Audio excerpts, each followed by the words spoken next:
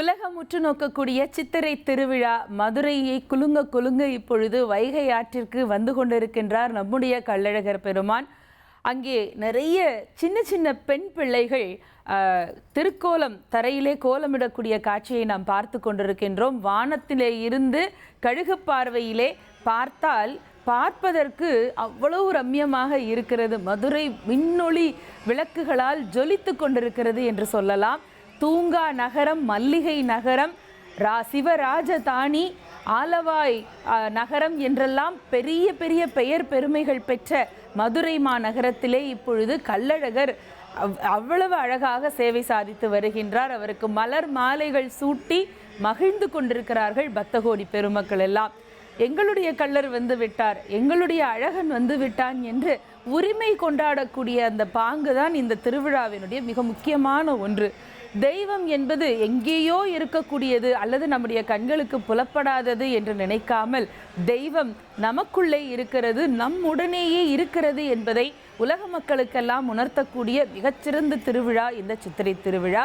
அங்கே நிறைய பதாகைகள் பிடித்து கொண்டிருக்கிறார்கள். இந்த பதாகை என்பது ரொம்ப முக்கியமான ஒன்று. இன்னைக்கெல்லாம் அரசியல் தலைவர்கள் வரும் பொழுது அவரை வாழ்த்தி நிறைய வாழ்த்து அட்டைகள் கையில் பிடிச்சு உயர்த்தி காட்டிட்டு இருக்கோம் இல்லையா?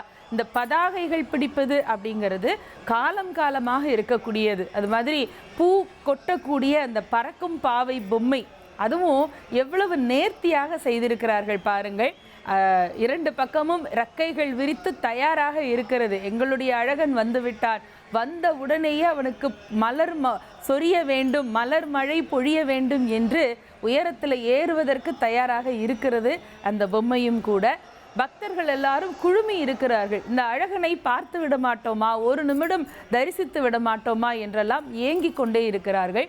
வருடத்திலே ஒரே ஒரு நாள் மட்டும் நடைபெறக்கூடிய இந்த காட்சி என்பது உலகத்திலே வேறு எங்கேயுமே நம்மால் பார்க்க முடியாதது. இப்போ பாருங்கள், பதாகை என்று நான் சொன்னேன் இல்லையா, அதை பிடித்து கொண்டிருக்கிறார்கள்.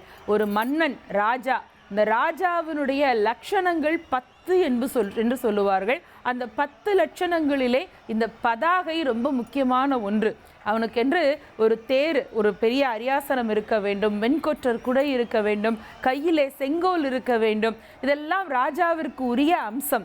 இங்கே கள்ளழகர் ராஜாவாக வருகின்றார். மதுரையிலே மீனாட்சி தானே ராணி, ஆனால் அழகரை ராஜா என்று சொல்லுகிறீர்களே என்று நீங்கள் யோசிக்கலாம். இன்றைக்கு இவர்தான் மதுரைக்கு ராஜா.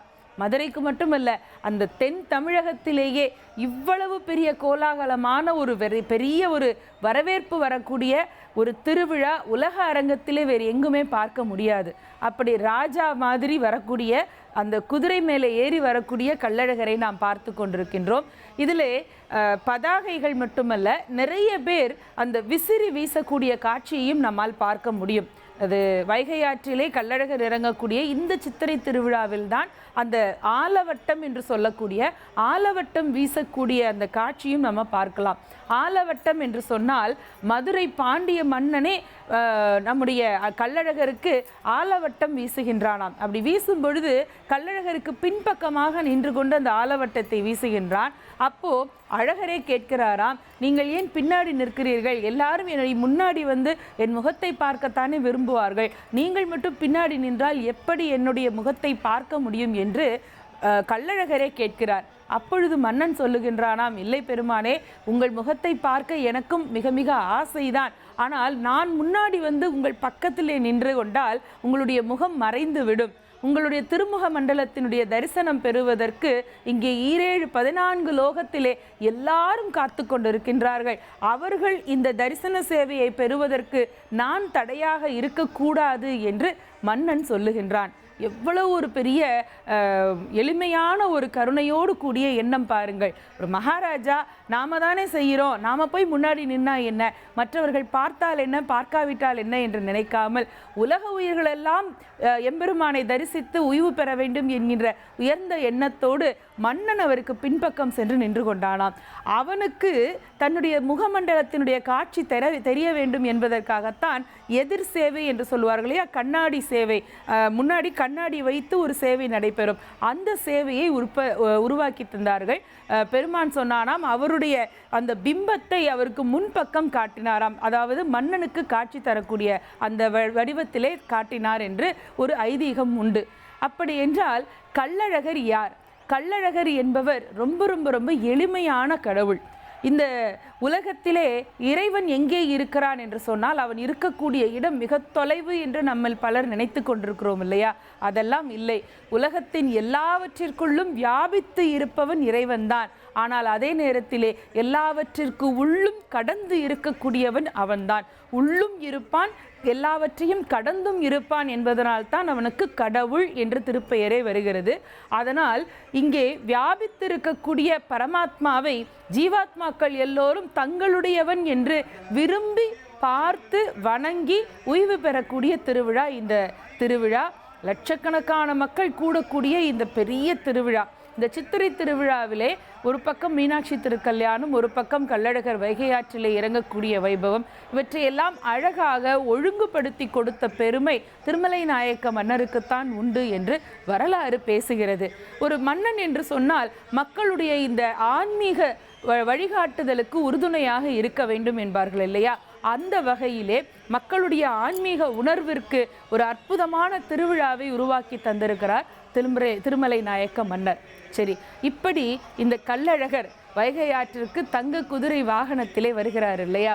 இதில் ஒரு பெரிய சிறப்பு என்னன்னா, கள்ளழகருக்கு, இந்த சுந்தரராஜ பெருமானுக்கு, சுந்தர தோளுடையானுக்கு நிறைய நகைகள் உண்டு.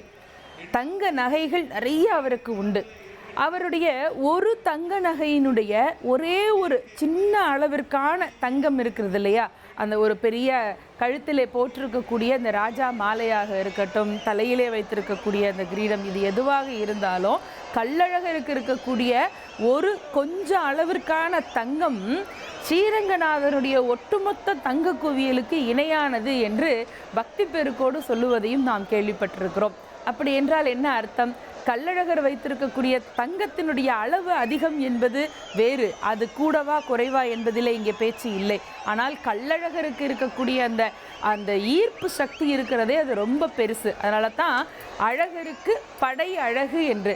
அழகர் வருகிறார் என்று சொன்னால் சுத்துப்பட்டிலே இருக்கக்கூடிய இல்லை உலகத்தின் பல்வேறு திசையிலே இருக்கக்கூடிய பக்தர்கள் எல்லாம் குவிந்து விடுவார்கள் நம்முடைய மதுரை மாநகரத்திலே.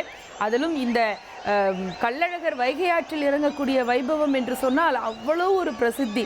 சின்ன குழந்தைகளை எல்லாம் அவருடைய தந்தைமார்கள் தோளில் அமர்த்தி கொண்டு வேடிக்கை காட்டுவார்கள் அந்த திருவிழாவை பார்க்கறதுக்கும். அதோ வாரார்பார் கள்ளழகர் என்று அழகரை கை காட்டி அவர்கள் பிள்ளைக்கு தெய்வத்தை காட்டி கொடுக்கக்கூடிய ஒரு தன்மையை நாம் இதிலே பார்க்க முடியும். இது என்ன அர்த்தம் என்று சொன்னால், மனிதர்கள் என்பவர்கள் தனித்தனியானவர்கள் அல்ல. மனிதர்கள் என்பவர்கள் எல்லாரோடும் இணங்கி இருக்கக்கூடியவர்கள்.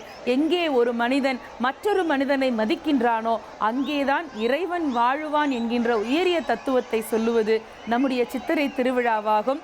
கள்ளழகரை பற்றிய செய்திகளையும் இன்னும் அழகிய காட்சிகளையும் தொடர்ந்து தரிசிப்போம்.